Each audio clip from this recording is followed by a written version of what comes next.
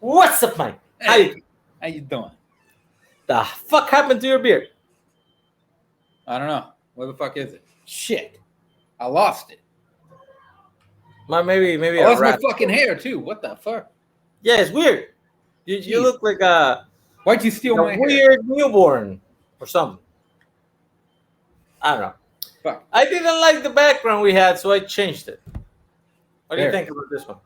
I like it. Welcome, everybody. Welcome back to MRank episode 119, I think. Yeah, I think so. We're doing rank them again, Ooh. but this is kind of a special one. You know why? Why? Because we haven't seen these movies. That is true. We have not seen shit. So the thing is that when we do that, we don't really know what to vote for, and it would kind of be a shit show. Wait. Before you do that, though, two things. What? One, buy our shit. All right, the shit. Always buy our shit. True. And two, we are 8 people away from getting to 50 on Twitch. Follow us on Twitch. That's true. We have 42 people following. We need 50 apparently Yes. to get money. Yes. I like money. Why don't you fucking follow me?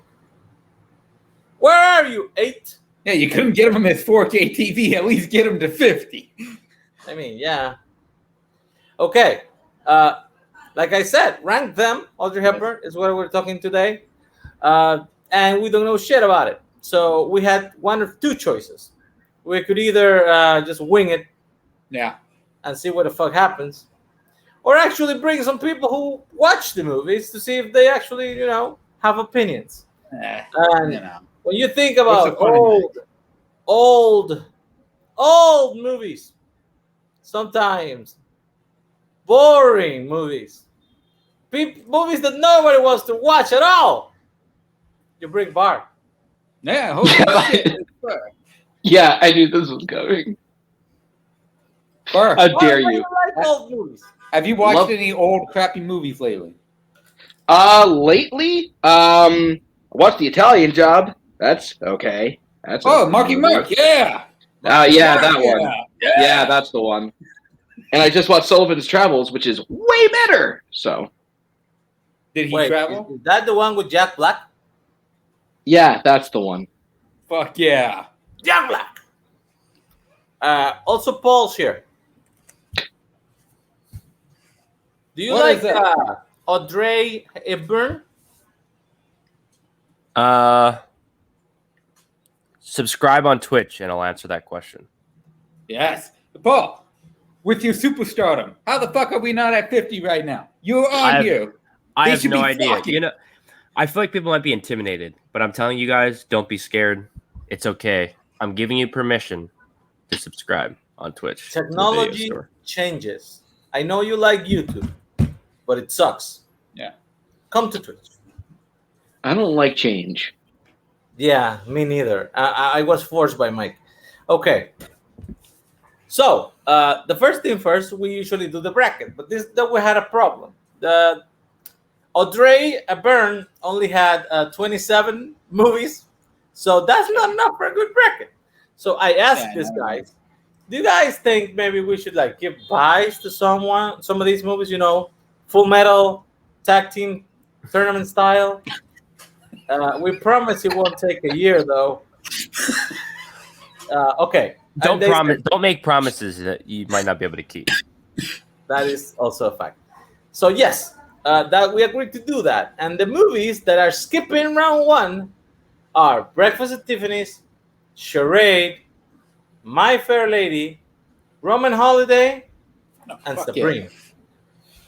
Straight to round 2. Not a single movie on there that Nazario doesn't like, by the way. Not a single movie that Nazario doesn't like. All 5 stars. He doesn't have a single flaw with any of those movies. Not one. I literally have no complaints or opinions. So round 1, there it is. The first movie we're going to talk about I think it's one of Mike's favorite movies. We did a Spielberg thing. I think he gave 5 stars to every single movie. Not every single This movie, is- God this damn is it. probably a 5-star movie. Always. Yeah. I learned something. I did not know or remember that Audrey Hepburn was in this movie. How do you Yeah, guys feel about it? she's not in it for very long.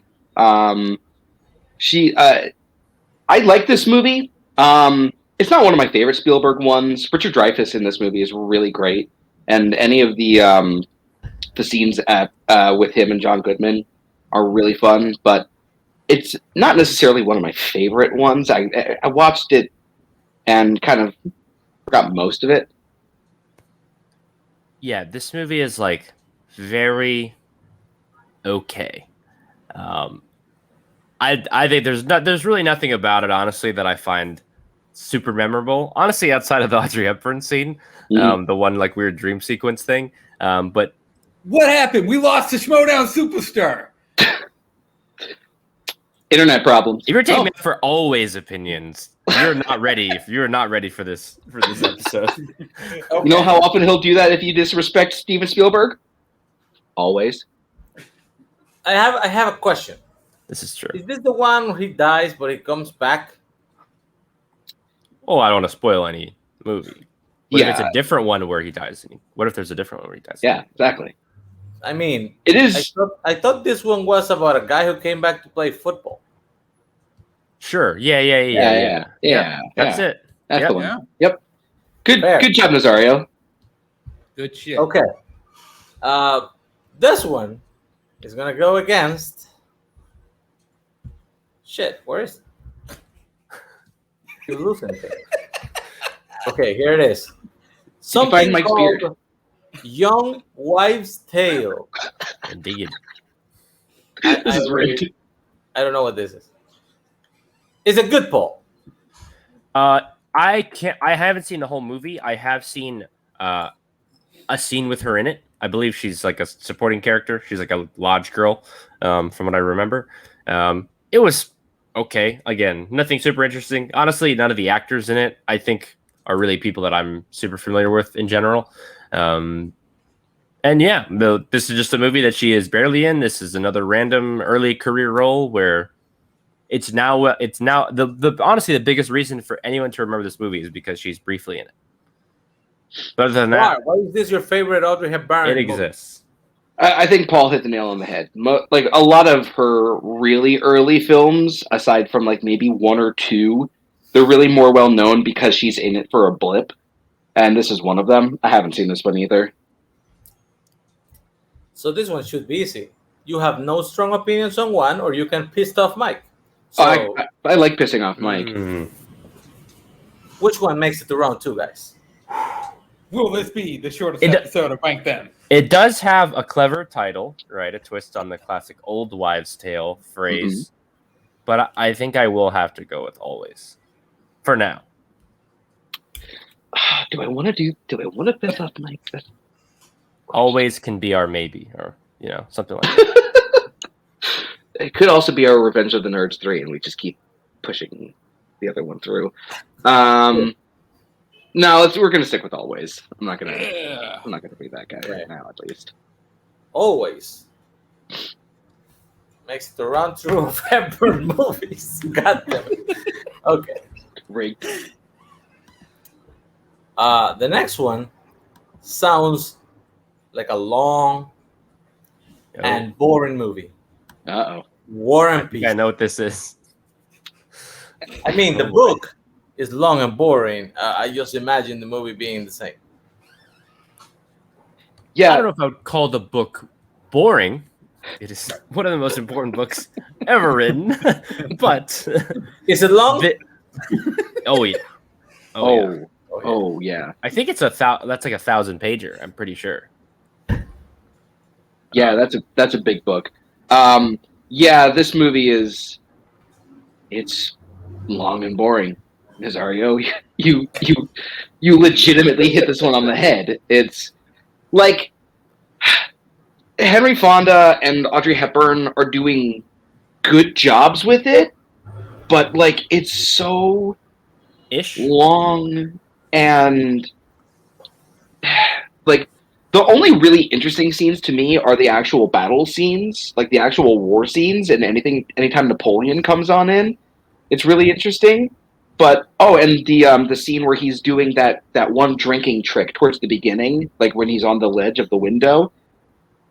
But those are like the most interesting parts of the movie, and otherwise it's more like War and Z's. Yeah, I rated this thing 2.5 stars on Letterboxd, which I think might be generous, honestly. I think she's interesting in it. It's fun that I guess that her husband is like a supporting character in it, Mel Ferrer. But no, honestly, this is like it's crazy this movie was nominated for Best Director. Like that makes no fucking sense whatsoever. No, it's a legacy Oscar. It was a legacy nomination. Yeah, I mean the director's made other interesting movies, but yeah, this is not really one of them. So it would take a real stinker for this to lose, I'll say. So is Mel Ferrer related to Miguel Ferrer? They're the same person. The voice of Shan Yu in Mulan. What fucking guy. Okay. That one goes against something that looks interesting. Okay. Bloodline? So I'm going to say right off the bat, this is one of the few that I haven't gotten to see yet. It's on my watch list, and I'm finally able to see it, but just haven't gotten to it yet. Fake Hepburn fan. But that's not Audrey Hepburn, right? Isn't it? I mean, it's a picture, but is it a picture of her? Isn't it? No, honestly. So I said last time that War and Peace would have to go against something pretty bad to win. I think it's probably going to win because this movie is pretty terrible. It's pretty bad. This is the only R-rated movie she was ever in, I believe, and it's like trying to be kind of racy and stuff, and trying to be like a sort of that kind of thriller, like it's kind of steamy, but it's not good, and it's like very boring. There's a really dumb twist kind of near the end. Omar Sharif is fine in it, and Beatrice Straight from Network fame is also like a supporting character. But no, this movie is like very on it. She plays like the daughter of a pharmaceutical company head, and she like inherits the empire. That's the whole title, Bloodline. And it's like, sure, this is like a movie that they tried to make, but I think it's not really very interesting. And I do think that like she was probably pretty miscast at this point in her life. I think she was probably too old to be playing this character. Which is weird considering most of the men in the films that she was in were too old for her. We're probably the same age of the year this movie came out. Fucking 79 years old. But yeah, I mean, this movie just not. It's a bad thriller. It's like a very bad late 70s thriller. I'll be honest, like guys. Dropping the bucket. I saw the poster and I saw the name. I thought this was about vampires. It would have been a lot better if it was vampires. Yo, I haven't seen it yet, but I would much prefer to watch that. Fair. So, long and boring, mediocre thriller. War and Peace. It's War and Peace. It's got like fun stuff with Napoleon Bonaparte in it. It's definitely better than Bloodline. Yeah, and I haven't seen Bloodline, So 4 mediocre to bad movies, and this is your favorite actress, huh? Good shit. Yeah, she's good in like all of them. That's the point. That's the point. The next one is a movie in Dutch called Dutch in 7 Lessons. This is the best poster I could find. Honestly, I don't know what the hell is happening in this one. But that's the poster, and it's Audrey Hepburn in it, so... Have you seen it? Yeah, she's literally in like 20 seconds of this movie. And she very, very, very briefly appears in this movie. The movie itself, again, I've only watched this, like the case of a lot of these like early career ones where she's barely in it. I have watched the scene that she's in. I have not watched the movie itself. I don't know. I mean, honestly, she has nothing. I don't even think she has dialogue in this. So it's like she's just there. You know. Again, when you give buys to the big movies, the early part is going to sound whack because you're just at the bottom of the barrel. But you know, it's her first. It's her first movie. It's her first movie, so cool. So, Bard, you love this movie or what?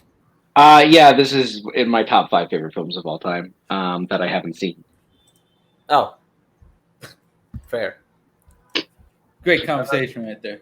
I swear, if this goes up against another one that she's barely in and this beats other things, I'm going to be so mad. Oh, that is 100% about to happen. I want to put another one there that honestly also sounds like it could be about vampires. Wait until dark. Yes! This is a great movie. Does this have vampires? Watch it and find out. Watch it and find out. Yeah. Find out.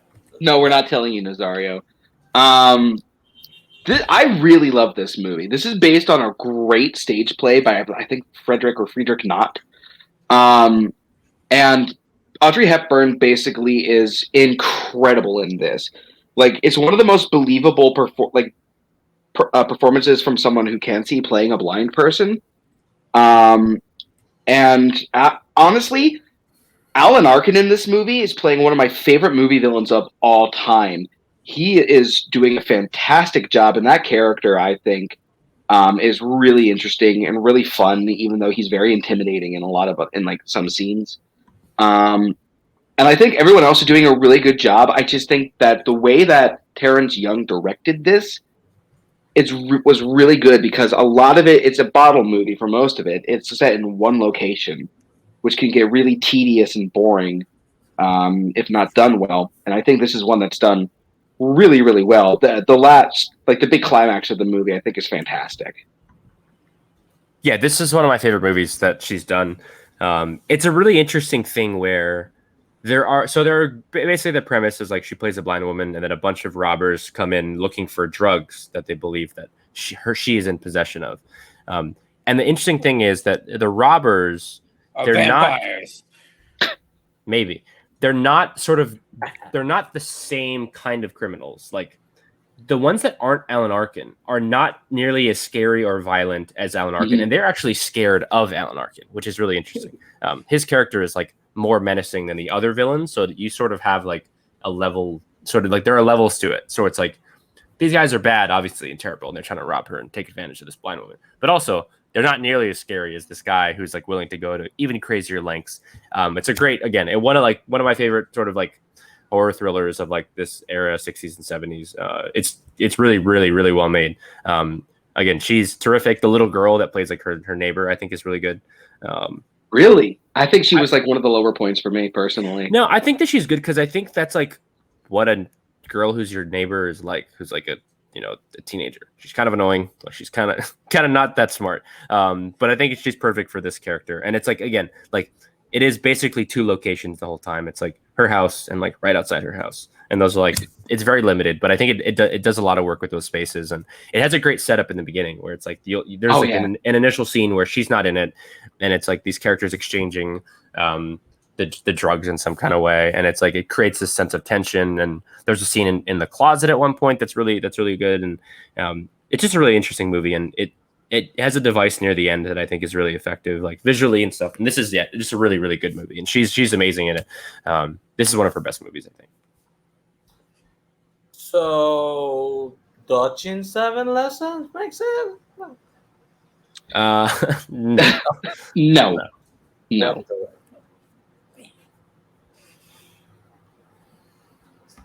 So I assume we shouldn't have any more crappy ones, right? Like, that was it. We'll find out. I really don't know. Okay. We'll see. Wait. Did that one go against dodging shit? I may have fucked up. Give me a sec. What? Give me a sec. What? You have one job. Don't fuck up. Wait. You read the bracket wrong? Nah, I'm fine. Okay. The next one is called 2 for the Road. I love this movie. Oh, I think that this is that means. Okay. I think this is a fantastic movie. I think that the chemistry between Audrey Hepburn and Albert Finney is the best chemistry that she has with any other person in any of her films. Like the way that the two of them like bounce off of each other, it It's beautiful and it's brilliant. And this is sort of like if you took like the Before series and like kind of like twisted it just like a little bit. I mean, it's basically if you put the 3 Before movies in one movie. Yeah, but if that makes sense. Like it has like the meeting and like the initial spark, and it also has like the conflict and like the fighting, and all the stuff in between that. I think it takes all the stuff that's in those movies and sort of packs it into one movie, because it starts with their wedding and they're sort of on the rocks, and then it flashes back and it'll goes through the history of their wedding, when they met, when they went through all these different situations over the years, in different countries and stuff. It's really really interesting, and it's like and I think very different from a lot of her movies. It's not as like broad, because a lot of the movies that she's in, it's like she's playing this very big bombastic character, and this one it's not really like that. Which I think is the most interesting. Quiet character. Yeah. I would say so. Yeah, but it's also told in non-sequential order. Like it doesn't start with like, it kind of bounces around everywhere, and I think that's what really keeps this movie fresh. Plus, honestly, this is probably my favorite score in any Audrey Hepburn film. Henry Mancini's score and his music in this is so beautiful, but it really fits the mood. And it also has Mr. Feeney in it for a little bit for you, Boy Meets World nerd. Yeah. But this is one of my absolute favorite films by both Hepburn and Stanley Donen, to be honest. Yeah, I mean, he's the director she worked with the most, and I think this is the Albert Finney was in Big Fish. Yes, he was. He was in Big Fish. Was he the pig or was he the fish? I think both. Okay. Kinda. Well, then who was the small fish? No, it was not small. This one's gonna go against a movie that I can only assume involves dancing, because it features Fred Astaire. So, Funny Face. It does actually include dancing. This is one of 5 movies where her love interest is played by somebody at least 25 years older than her. At least. Which is pretty rough. I got to be honest, man. It's pretty rough. So I think this movie is fun, generally speaking. All the romance stuff does not work for me, like, at all. And that's, like, obviously you'd think it's part of it, but honestly, the music numbers are really great. And I think that's the most important thing about the movie is, like, the musical numbers, how it looks. It's really bright and like dynamic kind of visually. It does have the most ridiculous theory, which is like people thinking Audrey Hepburn wouldn't make a good model, and they're like, well, she has an interesting face. I don't know if it's like fit for our magazine or whatever, which again is a preposterous thing. It also has a weird side plot where she's like obsessed with like this philosopher dude, and I'm like, I don't know where this is coming from, but all right. But again, the dance stuff is all amazing, especially the one. My favorite one is when he first sees her at that like when he runs into her at the cafe in Paris and stuff, and she's like dancing on the stage and doing all this really fun stuff, which apparently she like choreographed herself, I believe. So this is a fun movie, but the romance stuff does bring it down a little bit, just because it's kind of also like ends with that, which is like, okay, do we need to do this? But it is in general a very fun movie. It's funny that you put up 2 movies from the same director against each other. But yeah. Thank you, Okay. Jackery Sword. Oh, look at that. Go ahead. This is not Funny Girl. No, it's not. It's also not Funny Lady. Which one is the one that has the song that I'm growing accustomed to the form of your face or something like that? I've grown accustomed to her face. That's My Fair Lady. It's another one. We were this close to greatness. I've not seen any of this shit. Wow, what were you gonna say? I like this movie. I'm not crazy about it. Paul talked about the scene that I wanted to talk about at the cafe. That's honestly, as much as I don't love this movie, that is one of my favorite like all-time scenes in any movie, because just the way that like her performance in that scene itself is magnetic. Like anyone else who does that probably wouldn't have been as good. But yeah, the romance aspect really does bring it down a lot. Not to say that Fred Astaire is bad. Like, he's doing a good job acting wise, But character-wise, if it was just a friendship between the photographer and Audrey Hepburn's character, actually might have been a lot more interesting. I will say, I think he's good in the first half. I think in the second half of the movie, he is pretty bad, honestly. Like, I think he's not selling what he needs to be selling. But Kate Thompson, who plays like the editor-in-chief of Maggie? Yeah, she's great in this movie. See, everybody should follow my demands. Yes. Your demands or our demands? Who could say? I'm pretty sure this is Zach, by the way. Oh, wow. Now that makes sense. that does make sense now. I'm saying Jack, it doesn't matter when like literally the culmination of the movie is like a romantic decision and beat. I don't think that I can agree with you on that. It's a very fun movie though, again, in general. I think if you made this a stage show, it would work a lot better. I don't watch stage shows, so I couldn't say. Fair. Okay. Did I put that against something else or not yet? You put that against Two for the Road. Okay. Yes. Then pick. This one's easy enough for me. It's Two for the Road.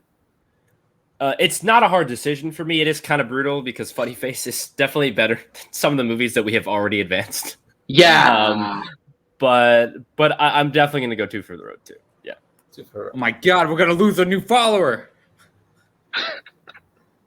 Don't worry, Jack. Unsub for that. I could call the teaching board in Ohio and be like, "Well, I don't know about this Zach Ford guy. He was swearing at kids. He was swearing at kids on this trivia thing. I don't know if we can have it. The next one, it's looks from. I mean, I'm getting opinions from the posters here, guys, because I haven't seen the movie. But this looks like a Tarzan poster, but it has it has Psycho guy in it. Yes. The Green Mansions. Dude. So, yeah, this is one it's not streaming anywhere, so it's one of the ones I haven't gotten to see. Fair. This is a movie in which Anthony Perkins plays a Venezuelan guy. I don't know if that was the best decision for the movie. Hey, I mean, and a lot of people in the community's favorite character actor, Lee J. Cobb, is in this. Who I believe is their grandfather, I think. Grandfather, yes, not father. He's interesting in this. Again, it's a movie that in theory should be fun. It's like a kind of like romantic adventure movie, but it's not very good. It's directed by the aforementioned Mel Ferrer, who she was married to, I believe, at the time. And again, it's a movie that I think, again, in theory works, but it just is really, it doesn't know what it's doing. It's really lost. The tone kind of will like the beginning, it's really dark. There's like people trying to kill her, and then it like settles into like a romance kind of thing, and it's just it's kind of all over the place. This is like the biggest flop of her career. This movie like did not do well at the box office. So wait, do they think that's what Venezuela looks like? Yes. Yeah. That's actually not her face. That's like the backdrop of Venezuela. That's what they think is in the jungle there. That feels real racist. That's what you see whenever you look at any map. Oh yeah. Do you love this movie or what? Me? Yes. Oh, I haven't seen it. It's not streaming anywhere. This is one of the only movies I think she's bad in, actually. Oh no. Oh no. So yeah, you will love it. What the hell? Yes, him. Hell yeah. The next one is a poster of a heart. I don't get this. They laughed. Oh. They all laughed. Learn to read, Yes. Nazario. So not only some of them laughed, or they all laughed. Hey, cheers. They all laughed at the Green Mansion poster. I don't know if that's what they're laughing at, but sure. Yes. Indeed. This is a movie that I've been trying to watch for like 8 years. Same. And it's fucking impossible. Like you have to pay, I think you have to pay like $70 for like an old DVD because you can't find it anywhere. Honestly, at this point, I might just I might just stoop down to the Jake Marangoni levels of accessing movies that are difficult to find. I will not say what that means. Nazario is your man. It's from one of my favorite directors. I love Peter Bogdanovich movies. I think, again, it sounds like a movie I would really, really love. It's just Same. it is impossible to find this goddamn movie. Mike told me. This is true. Mike told me that he wanted to see all of the Kurt Russell movies. I was like, that seems easy enough. And then he sends me like a 12 movie list of things I have never heard before. And he's like, get this for me. And I was like, bitch, that sounds difficult. It took me like a week, but I got him. Literally all. Wow. So like. Yeah, I have When 3 is left. your ranking coming out, Mike? Even like one and only genuine original family band, all that kind of crazy shit. That's the shit. Yeah, he just watched that. Yeah, That's wild. That's wild. Mike, But yeah. Anyway. So seriously though, this movie is a movie I've been dying to see for a long time, and this is like the biggest one that I haven't seen really. But again, it's so hard to find. It's about like private eyes following women who are supposedly cheating on their husbands, and it's like they start to fall in love with the people that they're following. So sounds great. Again, I love Peter Bogdanovich movies. Like I don't think I've seen a single movie from his that I didn't really like. So I want to see it, but it's just like so hard to find. Fair. Mike, Yes. since I did all that job for free, I need you to make a program around that Kurt Russell reveal list or something so we can have views. Fair. I will do that. So make it private, the list. Okay. Hell yeah, the people Well, need you your haven't super seen it either, right? your super dad takes, Mike. Your super dad takes the Like every movie will be Masterpiece. 5 stars, but they will have a ranking. That's what's gonna happen. Let's go. So they all laughed based on the speculation, They all or cried. Green Mansions based on the Venezuelan poster. So that movie, Green Mansions, is bad enough, and They All Laughed, I think, sounds good enough that I'm going to vote for the one I haven't seen over the one I have seen. And I'm going to go with They All Laughed. yeah. I'm gonna go with the Bogdanovich one. They all laughed at my bracket. We did. I don't know if laughed is the word, but they all looked at your bracket. That's for sure. That is also accurate. The next one is not 1993's Oscar Best Picture winner, Oh God. The Unforgiven. Okay. I did read the wiki for this one because Bart made me, and it looks like a cultural appropriation of Native Americans. That's good shit, Burr. Yeah. Oh yeah. Yeah. Yeah. So pretty much. honestly, this movie is not boring, and it's actually okay, but the cultural stuff is rough. There's like extended scenes of Burt Lancaster like communicating in like Native American tongue to these men, and it's just really like, who decided to make these decisions? I don't know. Dr. No is in it, so the guy who plays Dr. No, Joseph Wiseman, is somewhat briefly, and I mean he's kind of like in it.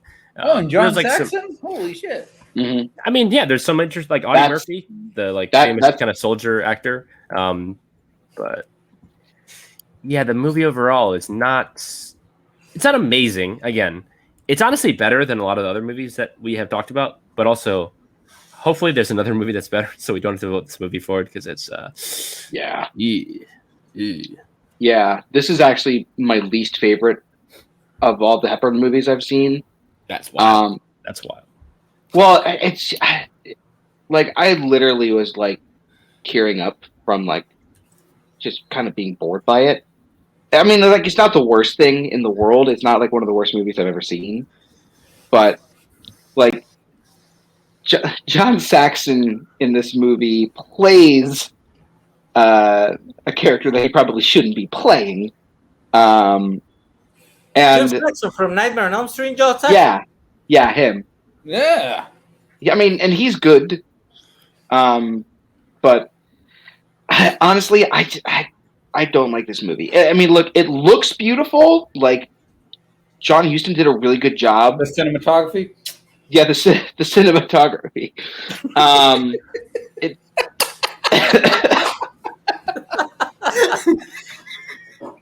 Wow. I couldn't handle being called out like that. Sheesh. No, I mean, again, like, great director. This is just one of those movies that are just like, yeah, you probably just should like not make a movie like this if you're just gonna put a bunch of white people in it. Basically, That's how I feel about this. I watched Revenge of the Nerds 2 yesterday. There's a scene where they invite the nerds into a party, but when they get there, it's supposed to be a bunch of Native Americans sacrificing a woman. But the guys pretending to be the Native Americans are all white Alpha Beta fraternity brothers. It's fucking rough. I don't like that movie. Well, the good thing is that's the only insensitive or poorly aged thing in the whole franchise. Yeah. Nothing else in Revenge of the Nerds has aged. I love that you were able to bring Revenge of the Nerds 2 up with the Unforgiven movie. You found a way to compare them. And yes, they're the same movie. They're the exact same movie. Revenge of the Nerds 2 is just a remake of The Unforgiven. I also believe that Paul is mistaken because of all the rape. Okay. The next one. The next one is the movie that also Bar made me read the wiki for, and I didn't get to use it. How to Steal a Million. Let's go.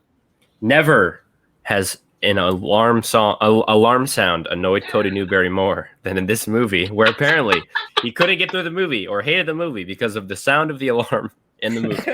I shit you not. This was his argument. I promise you. Watch that. Was it Heist movies or was this the top 100? I don't remember. Heist. It was Heist movies. An insane take. Yeah. I will say. Also, an insane take is whatever Bar's about to say, which I know what he's about to say. This is a movie that's very solid. It's like fun. Eli Wallach's fun in it. And like the two, Hepburn and Peter O'Toole is actually younger than Audrey Hepburn. So shout out to that. Switch it up. But I mean, it's a fun. I don't know. Again, I don't think it's like amazing. What did I tell you? What did I tell you? I mean, it is a really loud sound effect. It would be a pretty shit alarm if it wasn't loud. Yeah, and obnoxious. Fair. It wouldn't wake up the president of the country like they joke about. Is it the most annoying sound in the world? Don't you dare. Don't do so.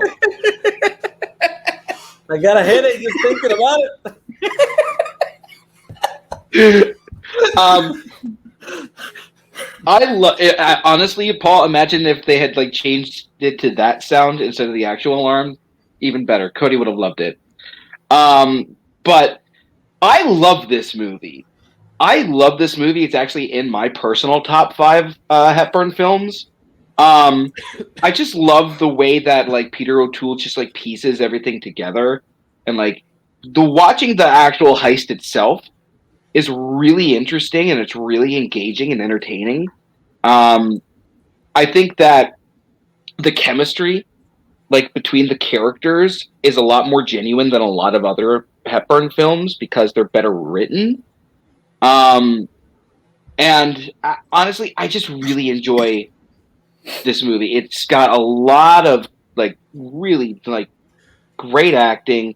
Are we really sure smart... Bard is not making an alternate Twitch account with his left hand as he's giving this speech and like agreeing with himself? Are we sure? That's not the name I use when I do that. We still can't see his left hand, by the way. I said that, and we still can't see it. I use a different name when I do that. But yeah, Peter O'Toole. This is another one of the films where the chemistry is between the two is actually really good and doesn't, take me out because one is way older than the other. I enjoy this movie a hell of a lot. Yeah, it's got a fun energy to it, and I like that it's like, again, a lot of like heist movies don't have the romance part. That's kind of interesting. And when they do, it's not good. Yeah. I see that this movie also features Eli Wallach. Yes. Who's Mr. Seymour in Mama's Boy, and I like that. And Hugh Griffith, the guy who plays her dad, won an Oscar for Ben-Hur. So Trivia facts. He really shouldn't have, though. So I guess it's not gonna be that hard. Are we putting in racism or are we putting in annoying alarm sound? I mean, for me, this I is going almost- to be easy. I almost want to bring this to the chat vote. Let's do it. But no, I'll do that later. What's how to steal a million? Yeah, How to Steal a Million. Okay. No racism today. Not today, Nazario. I know you're disappointed. Nazario, we have not gotten to one of the movies that got a buy in this bracket, so don't worry. Don't worry. Fair. The next one is apparently not The Sound of Music. What's the joke going to be? Oh. Nice. Oh, But is it about a nun? that's none of your business unless you watch the movie. I think that this film is okay. Like I believe Kirk Kowalski disagrees with you. I think Kirk would agree with me for the most part. Look, it's got some incredible visuals, like the scenes, like when she's first actually learning the process and working her way up. Some of those shots are gorgeous. Like Fred Zinnemann really, really did a great job with how this movie looks. And she gives a great performance. It's a really, really beautiful, nuanced performance, especially with the scene with the Archangel. But otherwise, it's just too. Oh! I thought this was what the hell? That's a very creepy poster, by the way. What the hell is that? Yeah, I don't know. I found this and I was like, well, Dude. this is a better poster. Nowhere near as interesting as this poster makes it out to be. The one on the right looks like you woke up Shea Wiggum when he was asleep on a Sunday afternoon. He's in his underwear still. What is this? What is this poster? That dude is in the movie for 30 seconds. Yeah, making the poster. His claim to fame. So, Bar, would you watch this or The Sound of Music?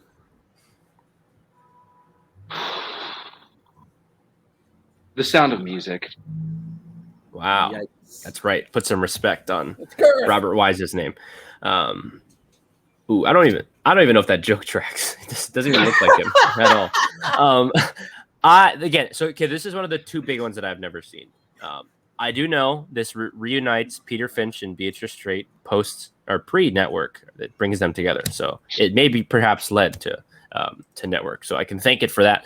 I actually like Fred Zinnemann a lot. So this is just a movie that I like. It's been kind of hard to find. It's not I can rent it, but it's it wasn't streaming. So I was like, well, I don't know if I want to put in that much effort. So I've seen a couple of scenes on YouTube, but I've never watched it in full. So yeah. Okay. Mike, Yes. we have double-digit viewers right now. I know. Jesus On Christ. the one thing we haven't seen a single movie. I've seen a few of them, goddamn. Don't put me in with you, you son of a bitch. Wait, which ones have you seen that you haven't talked about? Always. Nazario, have you not seen Always? Yeah, I saw no. I've seen all of it. Come on. So you And have I've seen seen the one that we haven't talked about yet that made it to round 2. I've seen that one too. Okay. I was shocked too, Garth. I woke up and it was gone. Shit. It crawled away. Okay, apparently she also liked movies involving laughter. That you laugh first, and now Laughter in Paradise. Oh my Just god. like Nerds 2, it's Yeah. Nerds in Paradise. Is this nearest 3? I hate you guys. You put up Funny Face against Two for the Road, and then you put these two up against each other. This is incredible. This is I like the big heads on small bodies. It's good shit. Quality jokes right there. no. The movie actually looks like that. That's what the whole movie is. It just giant heads. But no. They look like Jib Jab cartoons. Chip chat, chip chat. I'm just gonna come out and say it. I've not seen this movie, but I'm pretty sure she's also in this movie for 10 Yes, seconds. I would, Garth. Like I would have seen it by 10 now. seconds. Yeah. 10 goddamn seconds. She didn't even make the poster. No. And George Cole and Alastair Sim made the poster. So if that tells you anything. Hold on. You put some respect on Alistair Sim's name. That is Ebenezer Scrooge. Yeah, look at that fucking name right Not there. my Ebenezer Alistair. Scrooge. Sorry. Michael Caine is the only Ebenezer Scrooge. Wait, Okay, that's fair. is that the same name as the kid from 1984 Ni- Wonder Woman? Yes. No, Alistair. That's Alistair. Alistair. Yeah, Alistair. Okay. What makes it then? That's amazing. You know what? I'm gonna go Laughter in Paradise. The giant heads on the posters. I have to do it. Gotta love it. Are you gonna tie this up, Burr? There's too many. I don't love the Nun story, but there's a lot of great moments in it, and I've actually seen that one. So yeah, we're gonna tie this Oh up. my God, we're going to the chat. Chat. Is it Guys. first comment? Is it first comment decides it? No. It is We democracy. give like 30 seconds, and whatever votes happen in that, majority wheels. 9 So- people, go ahead and Wait, vote for the 2 wait. movies you probably have not seen. Laughter go. in Paradise, not related to nerds, or the Nun story.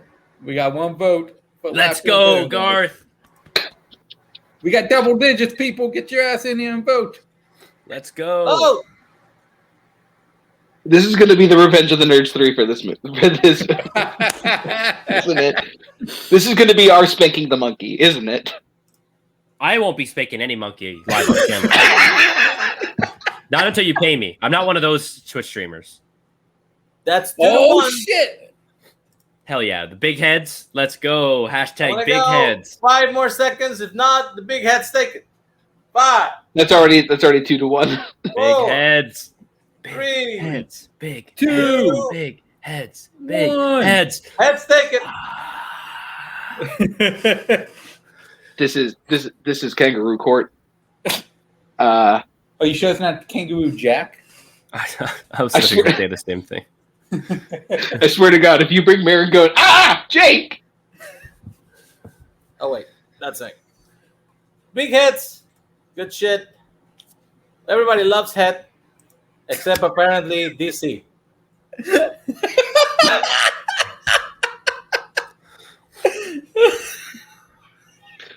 Be a hero, Nazario.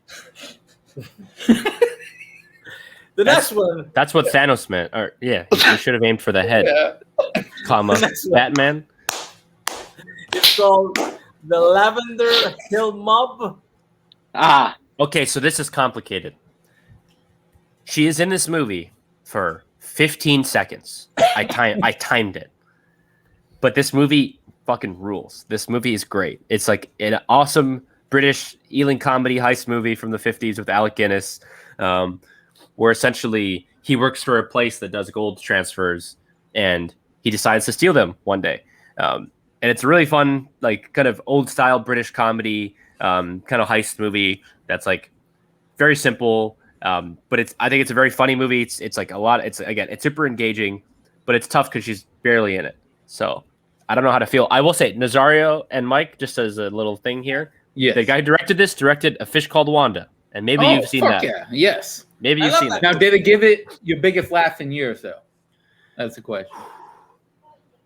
I think so. I mean, at the time when I saw it in 51, I hadn't laughed like that since Since I like don't know. 47. Gone with the Wind. I hadn't laughed like that since Gone with the Fucking Wind. A. So it was my biggest laugh in at least 12 Wow. years. I like That's it. high praise. Gone with the Wind is a really funny comedy. I saw the Coen Brothers Lady Killer Scars. I don't like it. The original one is great. I just watched that last week. It rips. The original Lady Killers. Great movie. Mark, what do you think about the mob on the Lavender Hill Mob? It's one I've been wanting to watch. I just haven't gotten around to it. If Audrey Hepburn was in it longer, I may be more compelled to, but it's one I will get to eventually. I own this on Blu-ray. This movie rules. Why you didn't do your homework?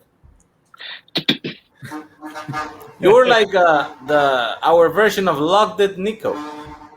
Oh, whoa, whoa, whoa, whoa. Bar. Do you know who Audrey Hepburn is? Can you name She's two of the- her songs? Name two of her songs. That's what I thought. Starships Too late. and Too late. This one I watched. It has lesbians. that's the only reason you watched it. It's a great fucking movie, actually. But does it have lesbians plural? Question mark. That Unclear. They never clearly make it. Unclear. But I know Shirley MacLaine is. Unclear. Yeah, fair. Yeah, the additional S kind of hurt you there. Unclear. I'll go first. I know that I feel like Bart maybe likes this movie more than me. I think this is a very well made movie. Some of the stuff. Do it. Sorry, you have to do it. Some of the stuff with James Garner, I don't think is as interesting as the stuff with the two of them. Again, I think it's like a very ahead of its time movie, and it's like very well written and very well directed. But for some reason, it doesn't have that like special quality that I think I like the most about her as an actress. So it's like a very well made movie, and I it's like a cool addition to her canon. It's definitely better than some of the movies we talked about earlier. But it's never been one of my favorites, even though I think a lot of people do like this one a lot. Like me, I really like this movie a lot. It's another one that's based on a play. The play is fantastic as well. Like the subject matter of when that play was written is just absolutely like no one touches that shit back then. Even in the 60s, in 61, like this is a very taboo subject, but it's handled in such a way that's really, really well, it's not caricature-ish. I really love the chemistry between MacLaine and Hepburn. For those who haven't watched, I'm not going to spoil it, but the thing that happens at the end is super heartbreaking. It's genuinely one of the sadder moments in any Hepburn film. And it's just a really interesting story. And being someone who loves like plays and things like that, this really works well for me. I would get why it doesn't for others, but the structure of it and like how well the characters are written and the story overall really makes me love this movie a lot. How's the cinematography though? Actually, really good. Not one of like the best, but So Bart, you like that Okay. better than the Lavender Hill Mob? sure, we'll say yes. Paul. I think that I like Lavender Hill Mob better, but I think since we're doing Audrey Hepburn, I think I'll give the slight edge to the Children's Hour. She's like, You gave They All Laughed the pass. She's barely in that. no, she's not. They All Laughed. Are you talking about Laughter? Not in All Laughed. I'm Paradise? sorry. The one, whatever They All one with Laughed. She's Alistair like one of the Sim we main just had. characters. She's like one of the main characters. Whatever one we just did with the big heads. Well, this one also has big heads. Just all the little kids have big heads. To round 2. Oh, real quick, also the kid in that movie, The Children's Hour. Jesus Christ, that's a good, antagonist. Shitty kid. Yeah. Shitty kid. Okay. Would not recommend. The next That's why I don't have any in the moment. The next one is. I hear kids in the background. I think that's Yeah, that's my kid. you say a sequel movie or a secret movie? Secret, but that was my kid screaming. Okay. Have you both seen Secret People? I have. I've been wanting secret to. though. Okay, Paul. Talk for a minute. I gotta go pee. At least he's honest. This movie's okay. As you can see from the poster, she plays a ballerina. She's like the sister of the main character. Her dancing scenes are really, really good in this. It's like all, I think, unchoreographed. So I think it's just like her kind of freestyling, doing ballet stuff.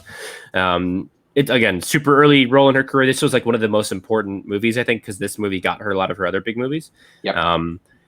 This movie was, I think, a big hit in Europe, but it's like, again, doesn't exist in the US. Like, it's another movie that doesn't exist. But again, like I think she's quite good in it. I think it's rentable. Like I think you can find it somewhere. Does the hat play a I big found it part at in my this? local library. The thing is, that's not a hat. What it really is, well, What? I can't say. I can't say. You have to see the movie to find out. It's not a hat though. Dun, dun, dun. It's not a hat. Okay. Whoa.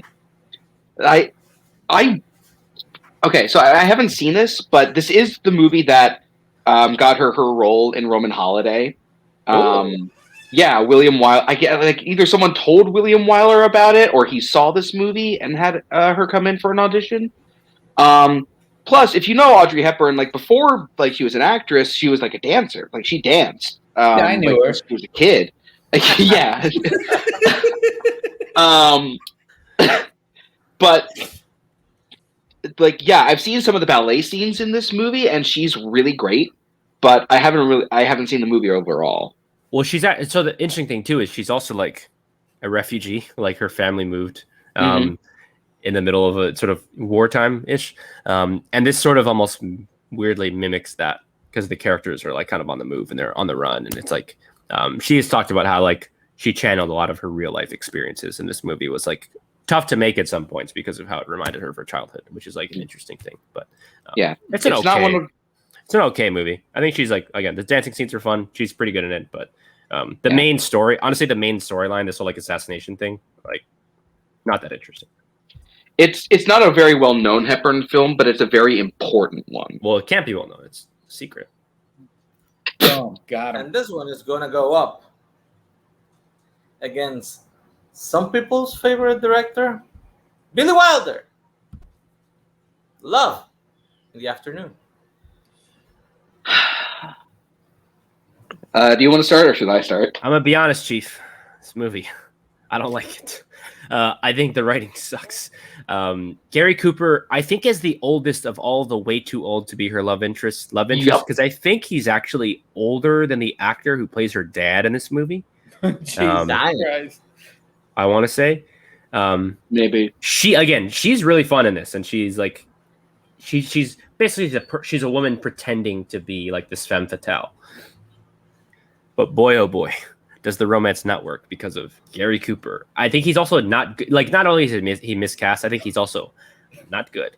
Afternoon Delight, underrated movie, by the way. Catherine. But I think this is maybe the worst written Billy Wilder movie. It makes no sense that this is a Billy Wilder movie. Like, it's not really clever very much. So you think it's a Kingdom of the Crystal Skull situation? The Kingdom of the Crystal Skull is a good movie. And is in.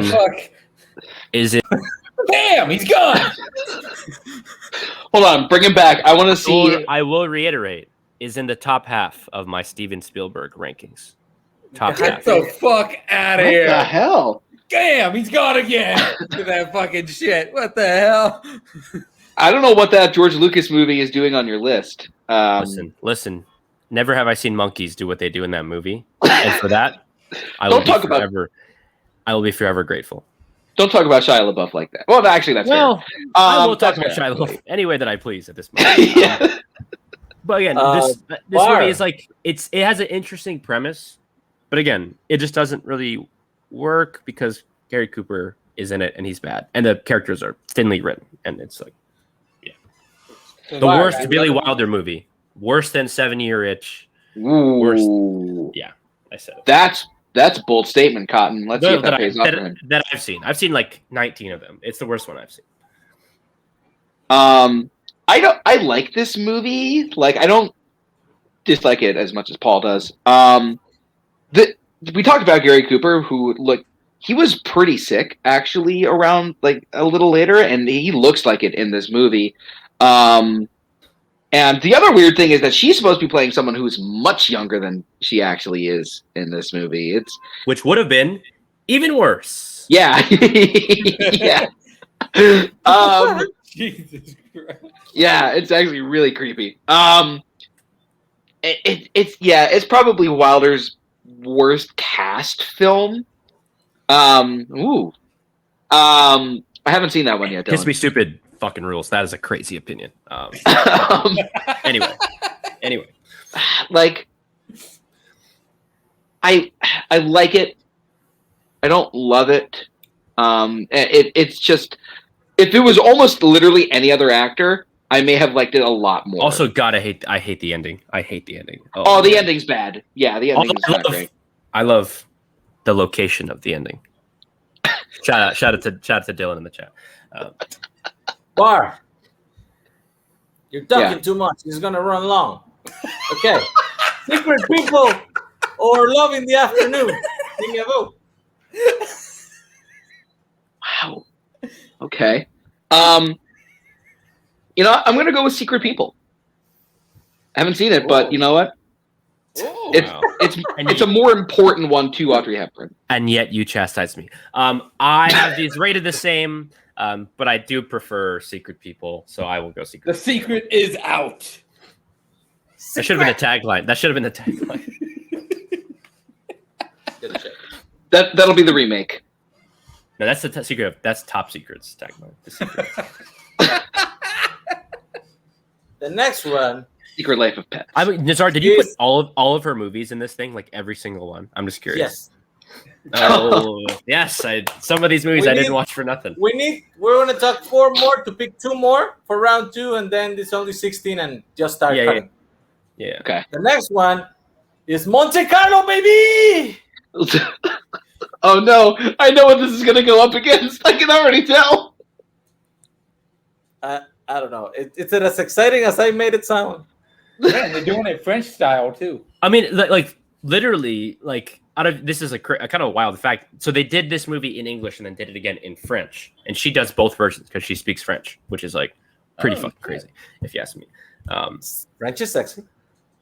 I've seen about half of this movie. The DVD that I rented it from my college library was scratched, and it stopped about halfway through. I think it's pretty good, the beginning part. Sometimes you can fast forward ahead of the scratches and it keeps going. I tried so many things, I promise you. It happened to me with a bunch of different DVDs. It outside, a bunch of different spinning it like a frisbee. Throwing it at zombies, like the Batman '89 soundtrack. I think it's pretty. I mean, I thought it was pretty good and kind of interesting, and it's like cool that she did the thing in French. But yeah, I mean that's about the extent. I don't want to spend too much time on this movie when we have other movies to come. Bar. Yeah. I haven't seen most of it. I've seen like a clip of it, and were you at Paul's house? No. I watched this on a porch. This wasn't at my house. This was on a friend's porch. Yeah. I'm still not allowed near Paul's place. That electric fence is still active. Shit. Fair. The more you know. I have to keep the shit takes out somehow. I have to keep the shit takes I assume. I'm not sure. Oh boy. But I assume. Can't wait for this assumption. This is a Robin Hood movie? No. Oh, yes, it is. Just kidding. Well, sort of. Actually, it's. Yeah. I mean, yeah. Oh, and Robert Shaw. Holy shit. Yeah, he plays the motherfucking sheriff of Nottingham. Fuck yeah. Now I got to watch it. You do, actually, because it's a good movie, actually. I really enjoy this one. Movie? Yes. Yeah. It takes place like years after like most of the main Robin Hood tales that you hear. Like Richard Harris, right? Yeah, Richard Harris. Yeah. A Man Called Horse? King. He plays King Richard. Yeah. Yeah. He's really good, and okay, this one's for Nazario. You know who else is in this, Nazario? Ian Holm. And I can't wait for you to reference a random Ian Holm. For you to say Ian Holm from super random movie that he's not really famous for, but he's in. I can't wait for it. Kind of ruined my bit there.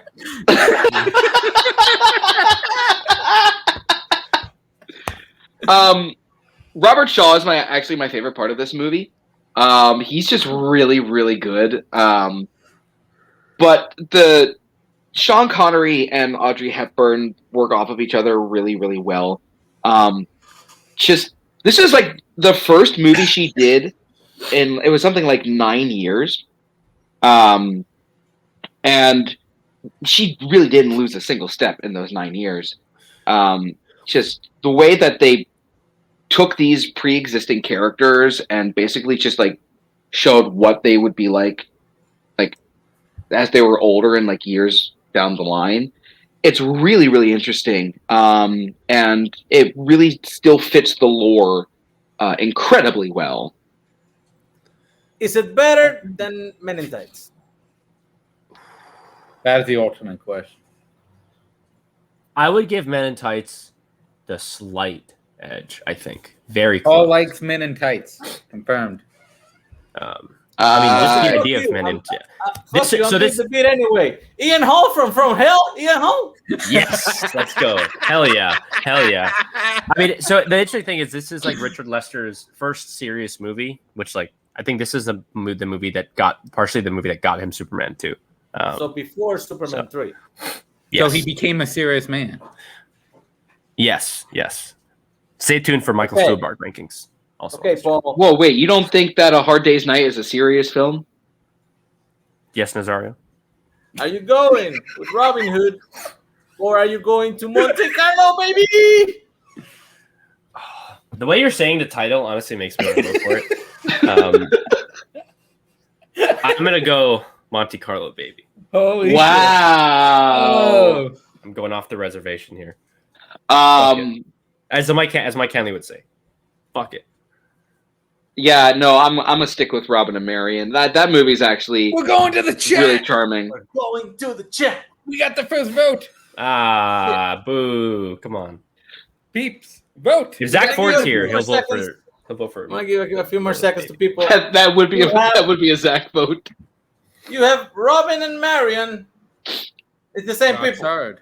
They can only have one vote. Guard vote. That Or- cancels it out. That means it doesn't count. If he votes twice, that means no vote. So we're back to blank slate. You may have to flip that coin. Chat, where are you? We need your votes.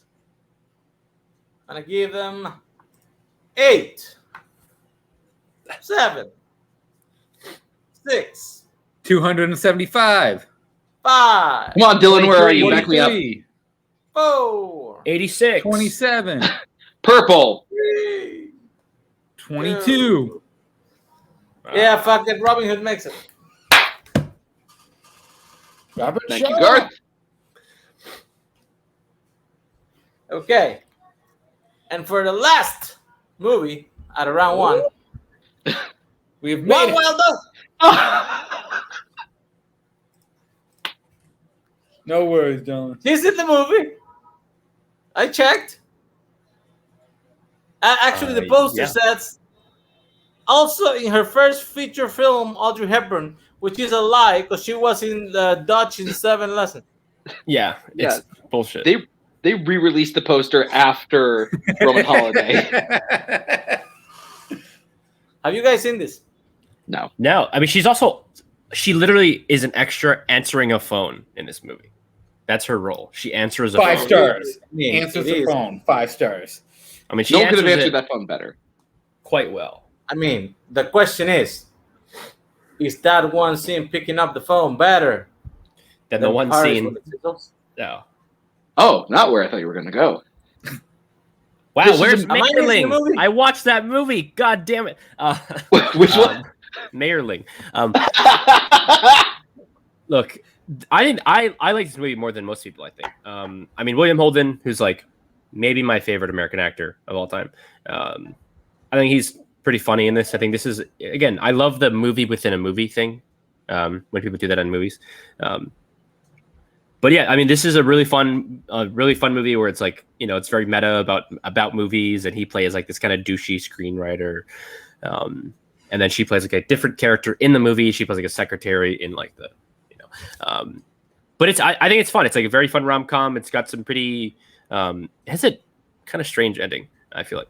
Yeah. But I think it's pretty charming and very winning. And it's got it gets kind of turns into like an action movie in the last like 15 minutes, which is like pretty wild.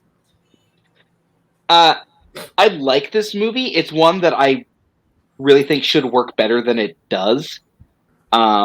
Because it's got a great cast, it's got a fun premise, and it like It's Cody! Shut up, Cody. And it's fun, but I feel like I could have loved this movie a lot more. Tony Curtis in this movie actually is really, really funny when he does show up. because he just seems so confused about where he is. Frank Sinatra sings the fake song in the movie, which is crazy that they got Frank Sinatra to do that. Yeah. But he sings it. He sings it quite well. I actually still really would love to see The Girl Who Stood the Eiffel Tower. It's a great title. But it's fun. Like, I don't pop it in that often. Yes, we did. We talked about the Nazario, alarm. find the fucking screen. We talked about the alarm, Cody. I got you, Cody. I got you. This is one I think I remade. I wouldn't be too upset. Is that a different alarm? That was even worse than the one for the movie. This is from the guy who did Bell Book and Candle, which is a movie I know Boatman likes, which is like a Jimmy Stewart witchcraft movie. But yeah, I think this movie is fun. Definitely, like, look, this is a movie. This movie is advancing to the next round. So, yeah. Okay, I have a question. Okay. Yes. Okay. So wait, Paris when it sizzles makes it, right? Yeah. Yeah. I just found I was comparing it to another filmography because I feel like you were thinking I leave something out. And the only thing I find is this thing that I don't know if it's a movie. What is it? I bet it's a documentary. Called Americanos in Monte Carlo. Oh yeah. I thought you were going to put that up against Monte Carlo, baby. Is this a movie? Yes. Okay, have you guys seen it? No, I didn't even know this was a thing, honestly. Apparently, it's also known by another name, sometimes Baby Beats referred the to as Band? Baby Beats the Band. I think this is a TV movie, right? Is it? Because when you go into IMDb, this pops up in her like regular movie section. Yes. And I think it's a TV movie, but I don't know, whatever. Okay, so to make it a fair thing, I'm gonna put it against Sabrina. Okay. Yeah, I'm Nazario's going, version of fair. Enjoy. Baby Joyce the Band or something against this movie. Have you guys seen this one? yeah. I think this movie is very, very charming. I don't think it's like particularly incredible or anything. It's crazy because it's got like 3 of my 5 favorite actors of all time in it as like the main stars of the movie. I think Holden's okay. I actually think that John Williams, not the composer, actually, who plays her dad, What the fuck? who plays her dad in this, is really good. And it's just very charming and winning, kind of romantic. It's like one of the early, kind of big early romantic comedies, with a really dark beginning, by the way. Really, like, very dark, very dark. But I think it's it's super winning. I think the 3 of them are all really have fun interplay with each other. There's some weird. The Bogart and Holden's characters with each other is strange in this movie. Like, really? I don't get their relationship. I don't know. I buy it. I actually really think that they have a very brotherly dynamic in this movie. I really love this movie a lot. Bogart is actually giving one of my favorite Bogart performances in this. It's not like my favorite one, but it's up there. That's nuts. That's nuts. So, Baby Sabrina. Beats the Band Sabrina. or Sabrina? Sabrina. What makes it to round 2? We're saving you some time. Yeah, Sabrina. Okay, fine.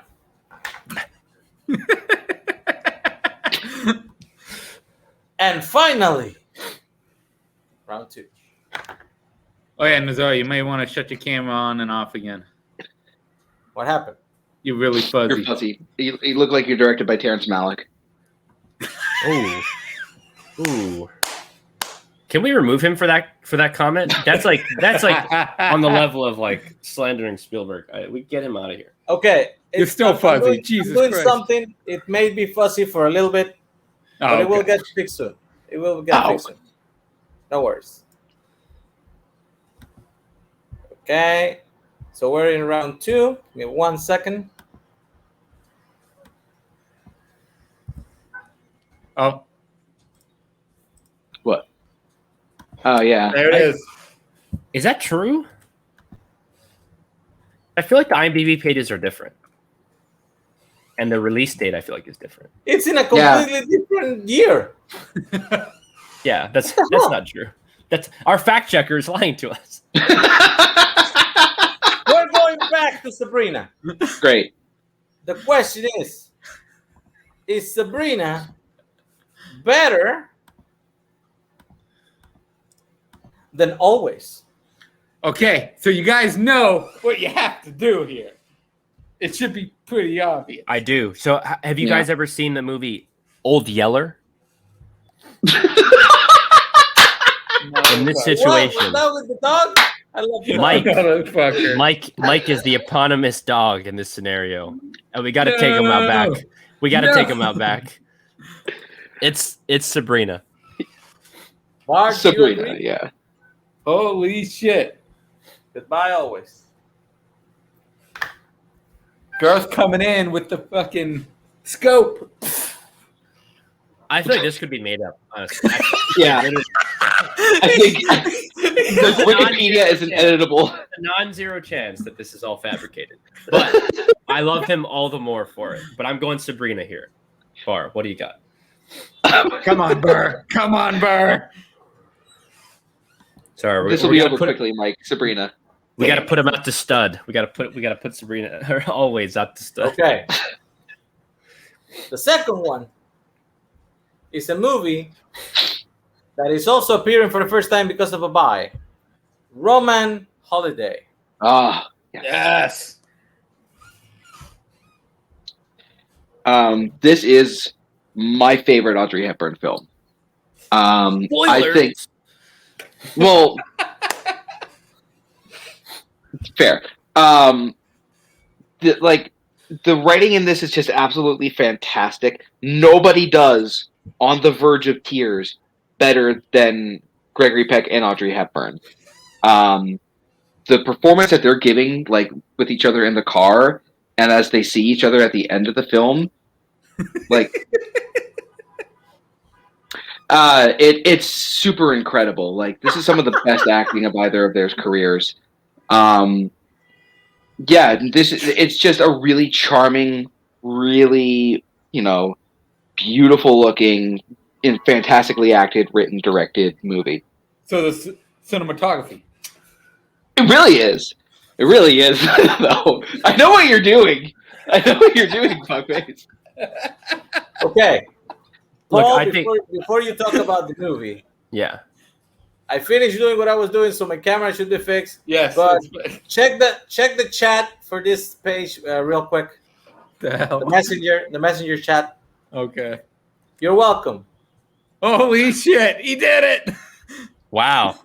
Boom! Now you can talk about Roman Holiday. That's wild. That's wild. So this. This gotta buy, Cody. This gotta buy. Gotta buy. By the way, I don't need Garth to fact check this. Cody, 5-star review on Letterboxd. Kiss my ass. I think this has one of my favorite endings of any movie ever. The two words that she says and the sort of the look that she gives are, like, to me, so perfect.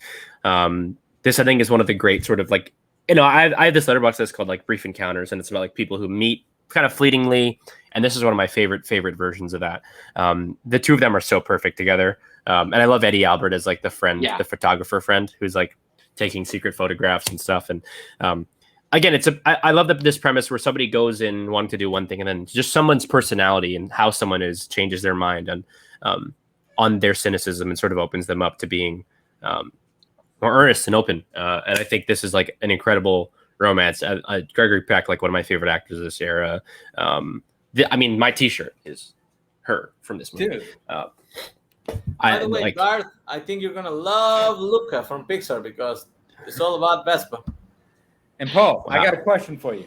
When Eddie Albert was taking those secret photos, was he taking them in the secret room? Your Honor, no comment. I plead the fifth. No, so I do love this movie. I love the way that they meet. It looks incredible too. I think this might be the best, like, looking of all the movies that she's in. It's just, it's terrific. Fucking cinematography right there. We like Roman Holiday, but the question is, hold on, has Mike seen this movie? Yes, I have. Is it It's good? a great fucking movie. Okay. You disagree with Cody Newberry then? The question is it better I hate you if you're than about War to say and something. Peace? Oh, thank God. Oh, oh my God. Well, the thing is, if you take the novel plus the movie, does that make it greater than just the movie Roman Holiday? They didn't make a book out of Roman Holiday. They made a book out of War and Peace after the movie came out. They're like, I It gotta was just write bridged. a fucking They're like, I gotta write a book about this. Tolstoy is like, man, this fucking Audrey Hepburn movie rips. I gotta write about it. No, it's Roman Holiday. It's Roman Holiday. Yeah. Mark, you agree? Yeah. Oh yeah. Okay. So basically, it was a giant waste of time for everybody. Good shit. Pretty much. That's what The we do next here. one, the Exactly. next one, yes, that is what we do here. The next one is another buy from round one. My Fair Lady. This is the one with the rain in Spain comes mainly in the plane. Yes. Movie stupid. You're stupid. Yes. I love this movie. I know people have problems with this movie. I have a problem with the ending. Neither the movie or the stage version. Are you a Pygmalion purist, or are you about to be like it? They should have kept Look. it the same. Look, you do not mess with George Bernard Shaw like that. He's rolling in his grave. I really do love this movie a lot, though. I think that what Lerner and Lowe did with this this musical, the music in this is really, really smart. Like, so Rex Harrison plays Henry Higgins, who is a linguistics teacher trying to pass off a poor flower lady with a very thick Cockney accent off as a duchess. Because of a bet, not because Yeah. of anything consequential. He's just like, I bet I could do this. And they're like, I bet you can't do this. And he's like, watch me. He's like, fuck it. I'm going to do it. Real rock star energy there. But what I really love about the music is how throughout the entire movie, because he's a linguistics teacher, it's very talk sing. But then you get to the final song that he has in the movie where he's like realizing his actual emotional feelings about Eliza. It becomes a lot more melodic, and it's actually more regular singing than it is talk singing. It's just really brilliantly crafted. The Ascot scene is one of my favorite scenes in any movie. It's really funny. Like, I die laughing every time she talks about her family member being done in to all the rich posh people. This movie is incredible. Fun fact about this movie: the guy who plays her dad is the main actor from Lavender Hill Mob, Stanley Holloway. What I love about this movie is not much. Henry Higgins fucking sucks. He's a shitty character, and I think him being one of your leads is a tough beat. I think Rex Harrison is like bad in this movie. I think the choreography and stuff is good, and I guess the music is like well written and well made. But I've never really I don't like these songs very much, and the romance is like brutal. And like the ending again. This is another movie where it's like the ending is about the romance stuff, and that's like it's not good. I think the caricature stuff too, with like her having the Cockney accent is just like this is not it. I know this is like, you know, one of her iconic movies, like, but I think this is it's super long too. This movie's fucking long as hell. You'll get like an hour and you're like, wait, she hasn't even like started like working with Henry Higgins yet. This is wild. I don't know. It's just too broad for me, and I don't like the music very much. And it's like, I've never liked this. This is like one of her big movies that I've just like do not care for. So far. Is that the same Eliza from Angelica? Eliza? I was literally gonna make the same joke. Honestly, I was gonna make the same exact joke. Like jokes. No, that one's Philippa Sue is definitely in Hamilton is better than Audrey Hepburn in My Fair Lady. Is it better though? She doesn't even sing the songs. Yeah, but that's not, she did, and they just went, nah, we don't like it, even though she's actually a good singer. It's supposed to be Julie Andrews originally in this movie. That we can get into that story later. That's one of my favorite Hollywood stories ever. Interesting, but okay. I don't like the movie that much. Or no. Is it better than Wait Until Dark? God, no. Absolutely fucking not. I swear to God, Bar, if you vote for My Fair Lady over Wait Until Dark, no. Isn't gonna happen. No. Will Alan it Arkin. happen? I'm pull up the clip of Alan Arkin saying, "Go fuck yourself," and that's what I feel like to Bar. If he votes for fucking My Fair Lady over Wait Until So, Dark. I mean, hey, vote how you want to watch. I'm just gonna say only one of those movies has the sheriff from First Blood, or not the sheriff, one of the first officer from First Blood, and that's Wait Until Dark. Okay, so here's what I'm going to say. I like My Fair Lady better, and I would rather watch My Fair Lady. But Wait Until Dark is the better movie. So I'll go with Wait Until Dark. we have an official upset. Let's go. You can go. Alan Arkin's the best character in either film, so. Well, that's not saying a lot. One guy is just throwing his slippers all over the place. You get the fuck out of here, Henry Higgins. Wait until Bar. Ha! I thought he was going to say Wait Until Bark, like a dog remake, an all-dog remake of Wait Until Dark. Dude. I'd watch it. The new next Air one Bud is movie. The Raid. Yes. Old man Cary Grant again.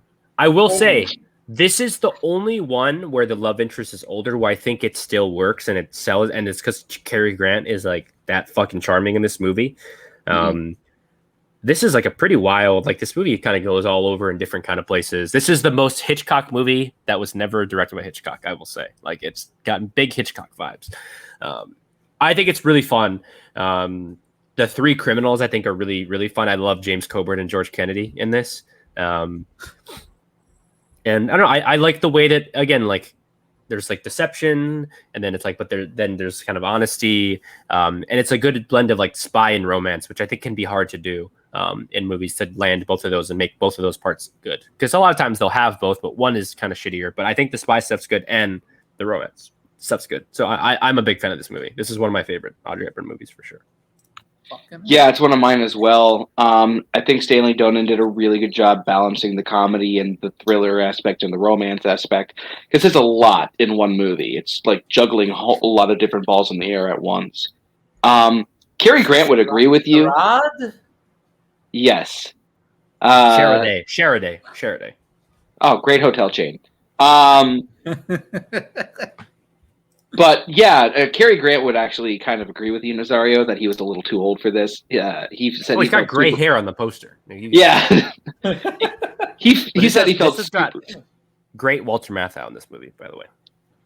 Oh yeah, and it's got one of my favorite Walter Matthau lines about so what would you like? Would you like liverwurst, chicken, or liverwurst?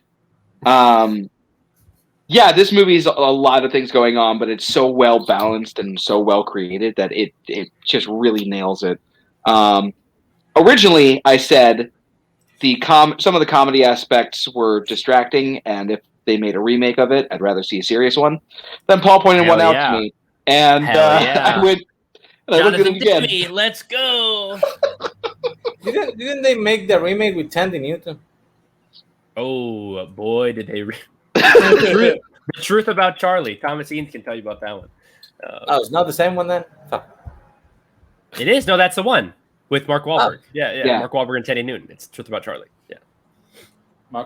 So the question, is it better than Two for the Road?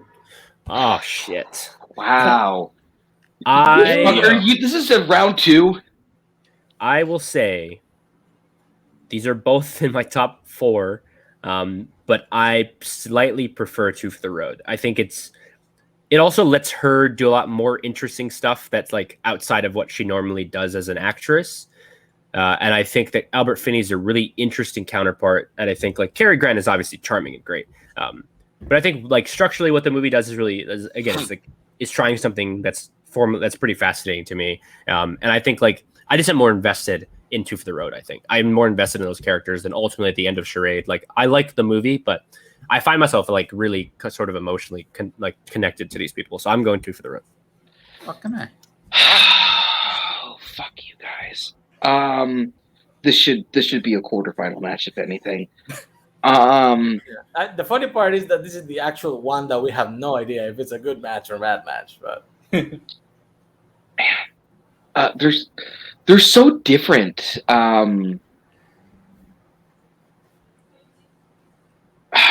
I would Which probably one do you say like the cinematography more on? That's the one. Are we going to the chat again? You know what? No, I'm gonna go for 2 for the road. Oh shit! Another upset. Yeah.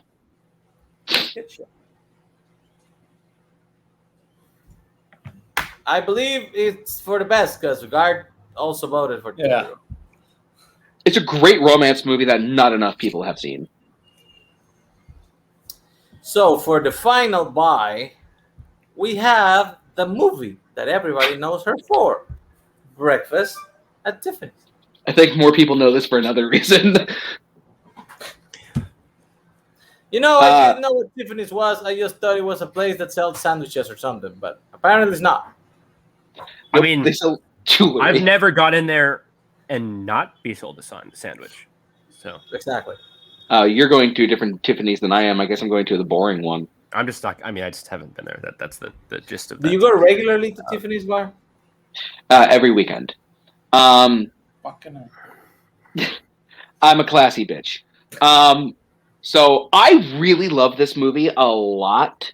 I think that Audrey's performance in this is possibly her best performance. Because it's a really interesting story. It's different than the book. It's a lot different than the book. But just the way that this character is written and the way that it's performed, it's a really engaging character piece. It is beautifully Paul, you were directed. gay in the book. Hmm? Paul was gay in the book. It's true. Oh. It's true. I think Blake Edwards, this might be my favorite of all of his movies that I've seen so far, at least. I've seen the Pink Panther. That's a bold call, sir. This is better than the Pink Panther. Let me tell you, as far as Blake Edwards' offensive movies go, this is certainly one of many. This is certainly one of many. There's only one thing that really keeps this movie down for me, and it is Mickey Rooney and that character. So the weirdest part about the Mickey Rooney stuff is, I mean this quite literally, if you took all the scenes with Mickey Rooney out, none of the plot of the movie would change. It literally is just put in there as comedic filler. And that's crazy. That's crazy. It's also crazy that Mickey Rooney still thinks he doesn't have to apologize for this, and that people are silly for being offended by this. It's a whole other thing. Well, he can't anymore. Nazario, so the book for this was written by the guy that Toby Jones plays in Infamous. Oh, that's the most famous version of that. Truman Capote, which obviously, Wait, the guy from Murder by Death? No, not him. Different Truman Capote. They're not related. Again, I think she's great in this movie. I don't think that the movie itself is great. I think that the ending is a little strange. And again, the Mickey Rooney part is so so incredibly offensive. It's ridiculous. It's not. I also just don't understand how ever finding that funny. It's not clever or anything like that. No. It's literally just haha, get it? Asian people talk like this and they have buck teeth and they do this. So oh look, he walked into something. That part's fucking brutal. Again, I like Martin Balsam's fun in this as her agent. I think the stuff with the mob is weird, and I get her having a mysterious kind of backstory. I do think that the ex-husband stuff is kind of boring, honestly. He's such a boring character. I'm sure he also just shows up and he's hey, come with me. No? Oh, okay. See ya. And he just kind of leaves. I don't know. I don't think he's that interesting. I think this movie's okay. She's great. I think this movie's okay. So I had no idea what you guys were talking about. So I googled Mickey Rooney in Breakfast at Tiffany's. Oh no! Please don't. Can you not don't put it on? I'm not gonna put it. Yeah. Because I saw one picture and I was like, God damn. God damn. How bad would that be, even if it was a Japanese guy playing that character? It would already be so bad. I thought the white Indians in Nerds 2 in Paradise were bad. Bad shit. Okay. So is Breakfast at Tiffany better than the movie you haven't seen? You know what? I want the other decisions to be easier and to go my way, so I'm going to say they all left. Oh, fuck you. Also, like, I am truly that offended by Mickey Rooney in Breakfast at Tiffany's. Like, it's not like well, kind of bothers me. Like, to me, that's like one of the great sins in the history of movies for me. Fair. And I will guilt you if you. I was about to say, you're gonna guilt I me. will. I will guilt you. By the way, So far. It's her best performance in Breakfast at Tiffany's, in my opinion. Oh, that's why. And I love the scene actually at Tiffany's with the one guy who's also in Love in the Afternoon talking about like the Cracker Jack box, but was he a Cracker Jack salesman though? I need that link, Mike. I need that link. I was thinking about that the other day. I haven't found Fine. Oh my Fine, God. they all laughed. Mike Yes. sold me. Mike sold me. Not you, Paul. Yes. another Yes. upset, and this is a big one because this is All right. the one movie I knew by the title. All right. Like, you take... I have to go relatively soon, so we should make this quick. Okay. We should speed this up a Okay. little bit, at least a little bit. We're done with Yeah, all we're the done with talking new of movies. movies. So now it's just So voting. now it's just Yeah. gonna be faster. Exactly. How to Steal a Million versus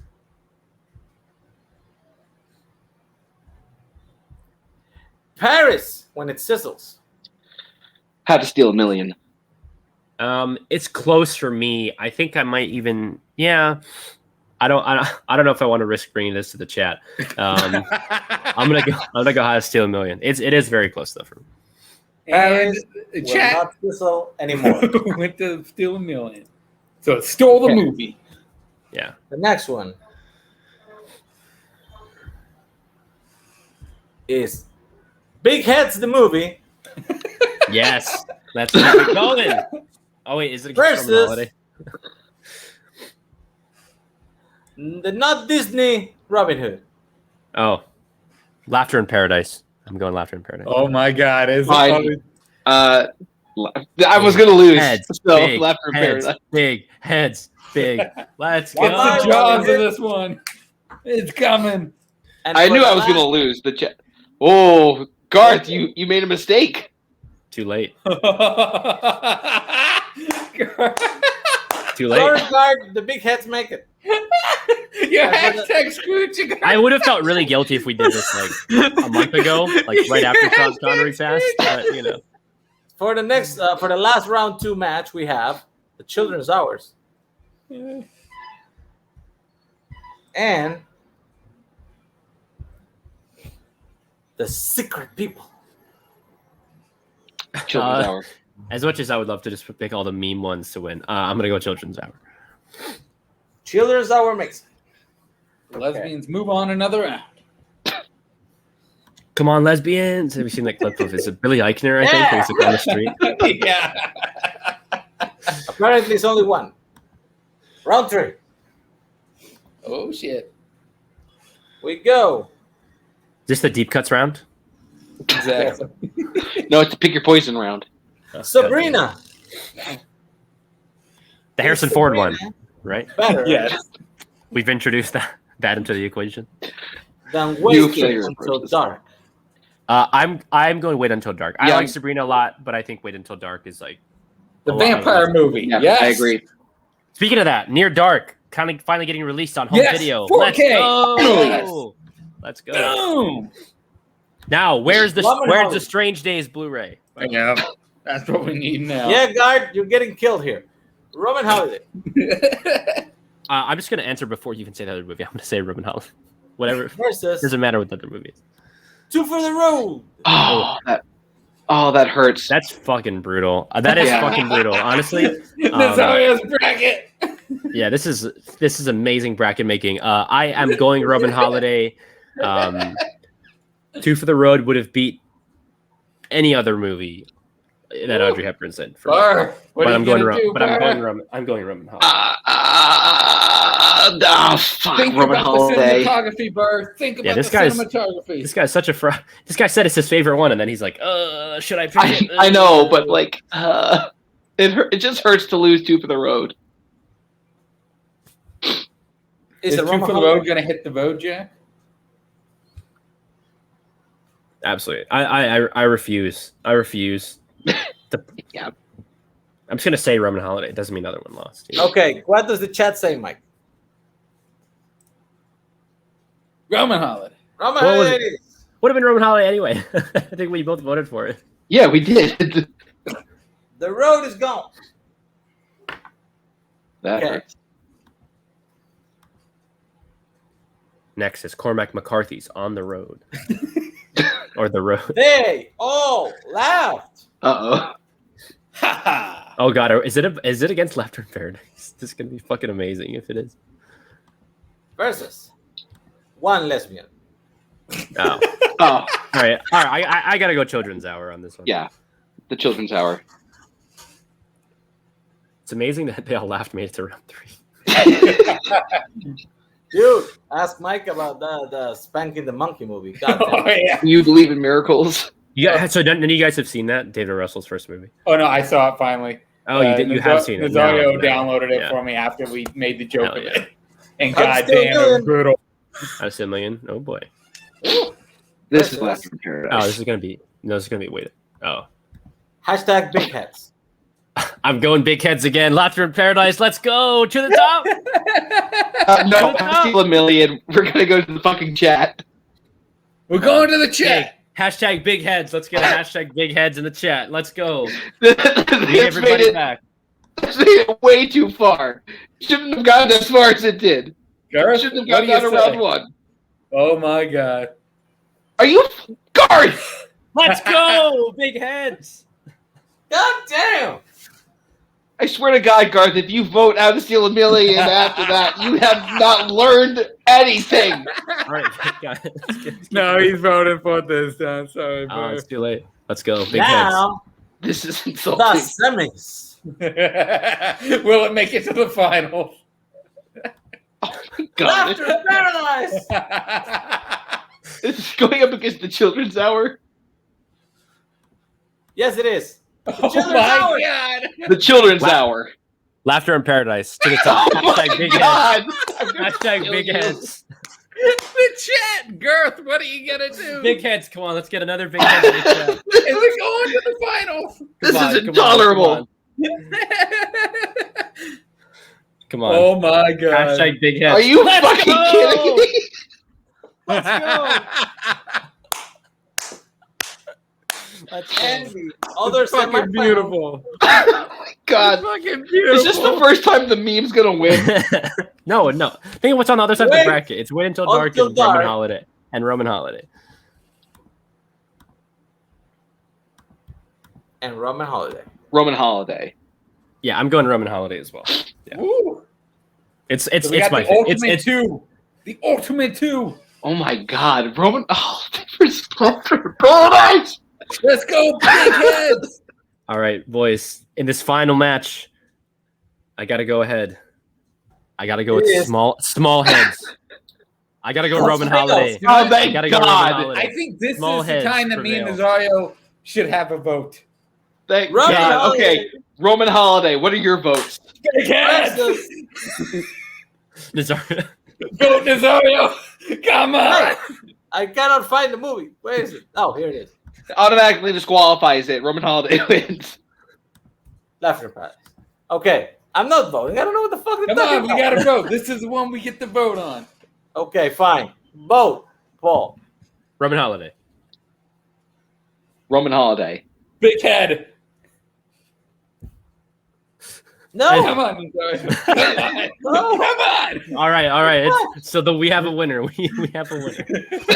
Yes. The winner is Roman Holiday. What the fuck? Let's go. God damn it. We memed it all the way to the top, baby. All the way to the second place. The best. The funniest thing is it's literally only because Nazario picked that poster. Like if it was just a regular poster of the movie, there's no way it would have even advanced one round. It's the first poster with a decent quality. That's I found. amazing. Hashtag big heads. That's like a legendary fucking rank them moment. That's like pretty. I feel like that's Dude, pretty. That's your new T-shirt. The Joss from Sharks made the finals in the horror icons one. And we put it in as a filler. God damn you, Mike. It's me and Lucas. Me and Lucas. Oh, fucking God. shot it from the top. All right, that's it. pretty much it, right? Audrey Yeah. Hepburn has been ranked Yes. accordingly. This was one M rank where we actually rank shit.